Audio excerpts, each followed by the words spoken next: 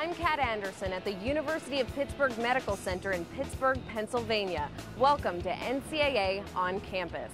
This medical center really belongs in the middle of our story.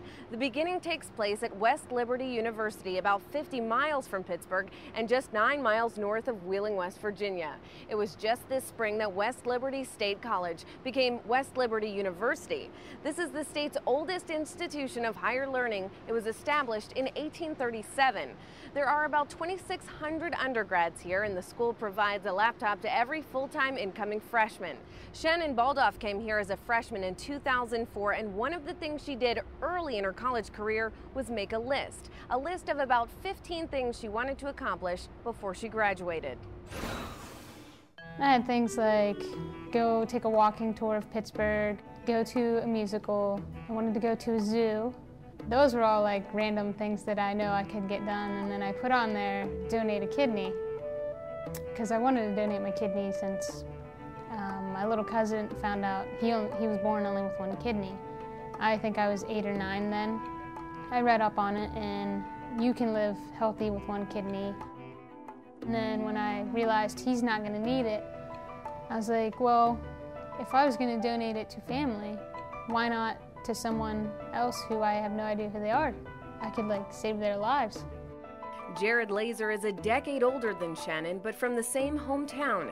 His life was turned upside down in the summer of 2007. I was about 30 years old, living a perfectly normal life up to that point, had a lot of things going, had a lot of ambitions I was working on. Then all of a sudden, completely out of the blue, I ended up in the hospital for a couple of weeks with something they later on diagnosed as Goodpaster syndrome, which was complete, total kidney failure at that point.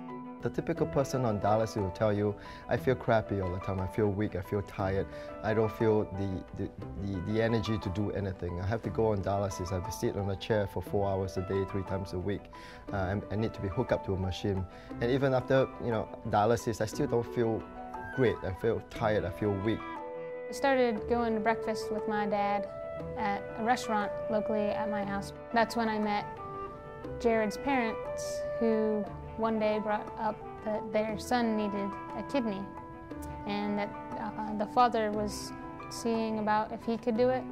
And I told him, if you can't do it, I'll get tested to do it. So the news came back to me after several family members had gotten tested, and my brother probably being the biggest chance I had for a direct match. And unfortunately he wasn't. You start to lose a little bit of hope at that point.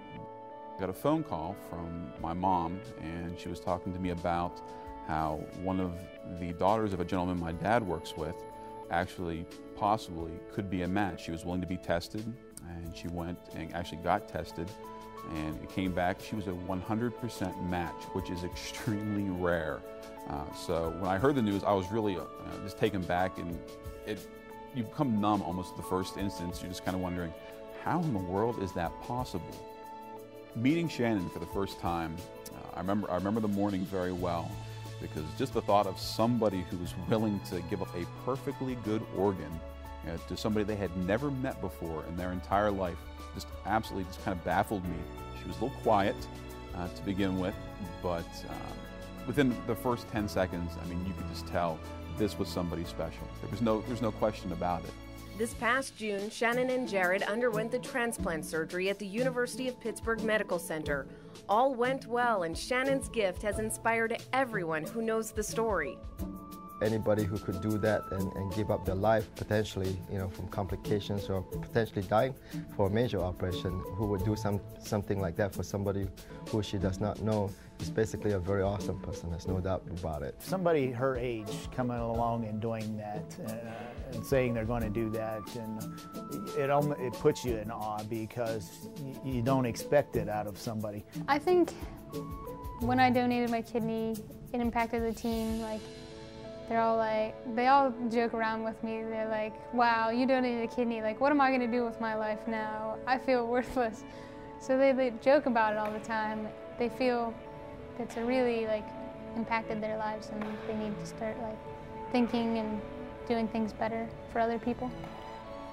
There's no doubt in my mind that she is part of my life now. Whether she likes it or not, she will always be someone very special to me, and I will always hold dear. There's no questioning of that. She is a part of me, literally, quite right now, and it's something I want to hopefully, as best I can, try to somewhat return. Looking forward. I'm glad I did it, and I would do it again, and I would tell anyone who is thinking about doing it, I would back them up 100%. Because not only have I affected him, that he can live being able to do more things, I've affected his entire family. Shannon, you are an inspiration. Thank you for being such an outstanding representative of the NCAA. And to everyone watching, please consider becoming an organ donor.